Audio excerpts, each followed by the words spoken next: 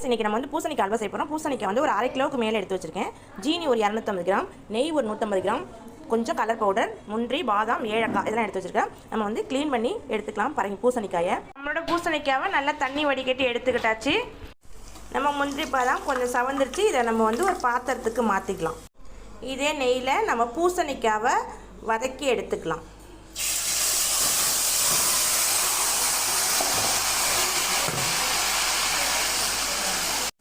நல்லா கொஞ்சம் கெட்டியமாக வந்துட்டுருக்கு. இந்த டைமில் நம்ம வந்து கலர் பவுட்ரு சேர்த்துக்கலாம். ஃப்ரெண்ட்ஸ் நம்மளோட சுட சுட பூசணிக்காய் அல்வா ரெடி ஆகிடுச்சு. வாங்க ஃப்ரெண்ட்ஸ் எல்லோரும் சாப்பிட்லாம். இந்த வீடியோ பிடிச்சிருந்தா ஷேர் பண்ணுங்கள், லைக் பண்ணுங்கள், மறக்காமல் நம்மளோட சேனலை சப்ஸ்கிரைப் பண்ணுங்கள். Bye friends. இந்த பூசணிக்காய் அல்வா வந்து நம்மளோட சப்ஸ்கிரைபர் ஒருத்தவங்க கமெண்டில் கேட்டிருந்தாங்க. அவங்களுக்காண்டி நான் ரெடி பண்ணேன்.